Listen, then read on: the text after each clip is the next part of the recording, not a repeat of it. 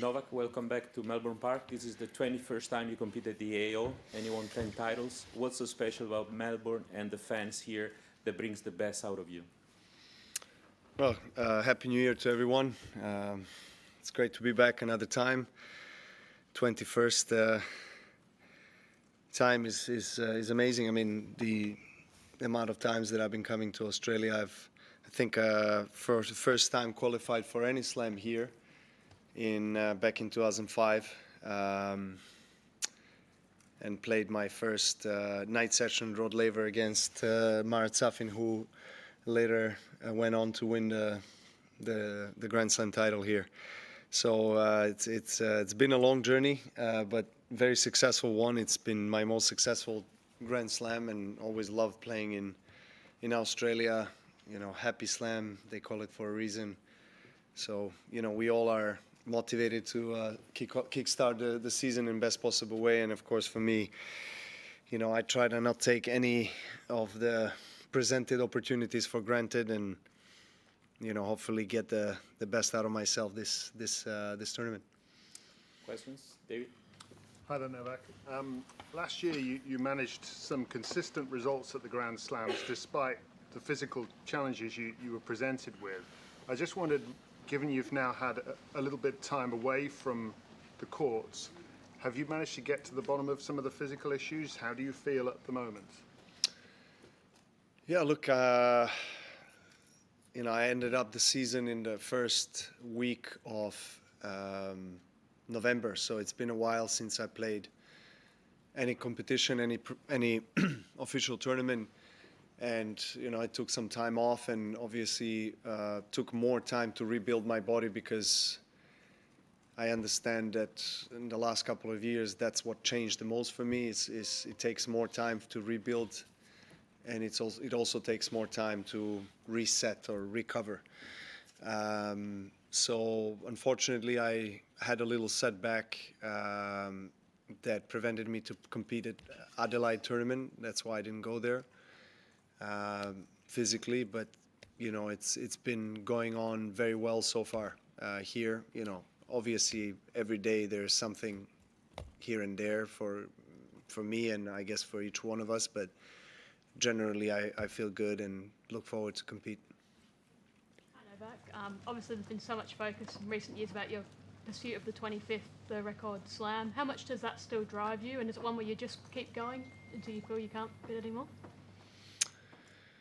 Yeah, there's been a lot of talk about the 25th, but you know, I try to focus myself on what I have achieved, not what I'm, you know, possibly achieving. I mean, I hope it comes to that, but 24 is also not a bad number, and I have to appreciate that and remind myself of the amazing career I had. So, and also, you know, release some of that unnecessary, you know, pressure.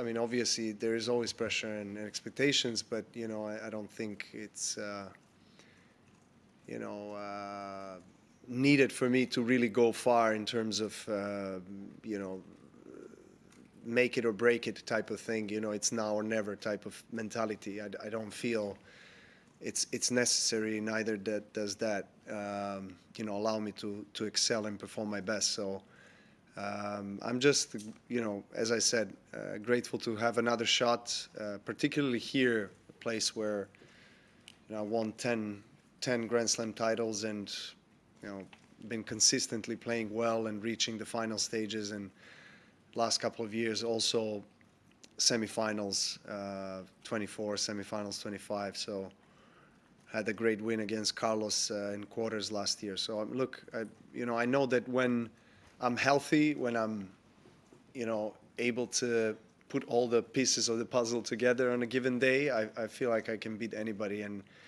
if I don't have that self-belief and confidence in myself, I wouldn't be here definitely sitting and talking to you guys or competing. So I still have the drive, and of course I understand that, you know, Sinner and Alcaraz are, you know, playing on a different level right now from everybody else, and that's a fact.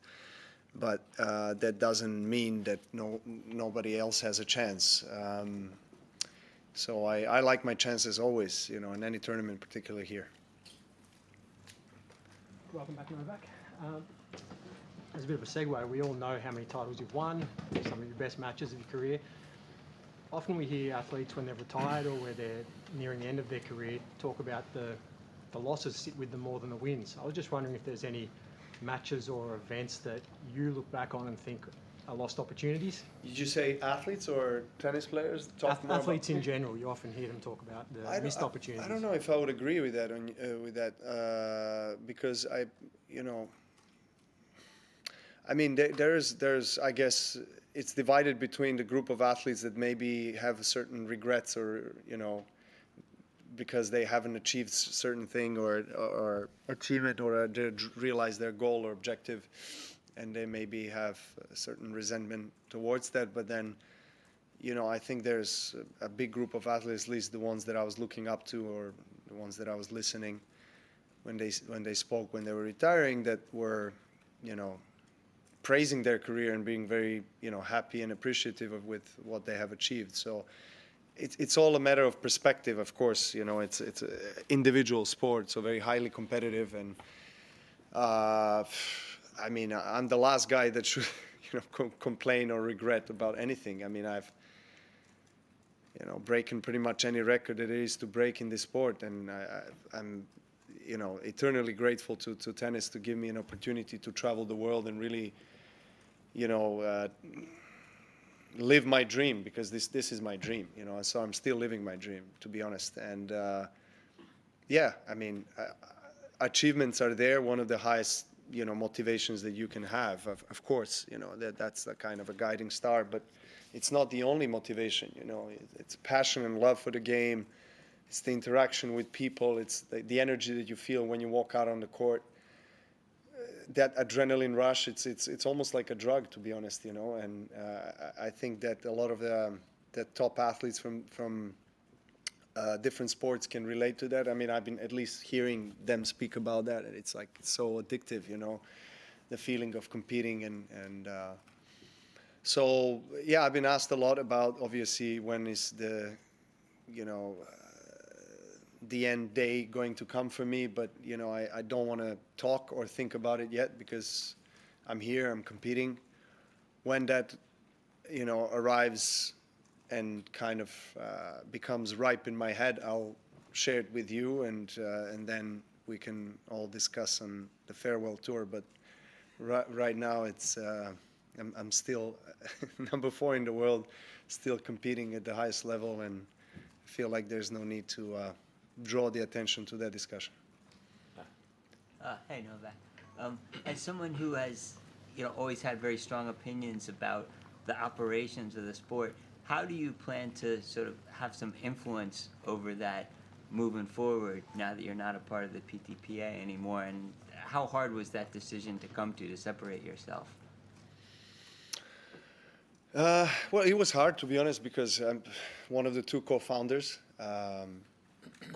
of the Canadian PTPA entity that was non-profit, along with Vasek, and both Vasek and I have put a lot of heart and soul and energy into founding the PTPA back in 2020 when it was officially founded, but it took years.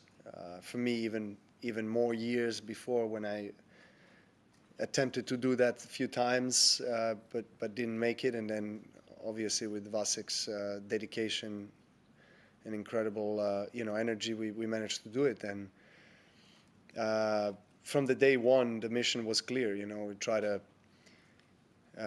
have an association that will give a stronger player voice, and that will hopefully be able to contribute to the expansion of the quantity of players that are able to live from this sport, across all levels, particularly the first or second tier of professional tennis, because there are thousands of players around the world that, we sit here and we talk about, multi-million-dollar prize money, winner check, but we don't talk about the base level, and that's where, the struggle is real. So that was personally my intention, when back in 2020 when we founded it, I was number 1 in the world, and I'd always try to use my voice, my platform, my influence for good.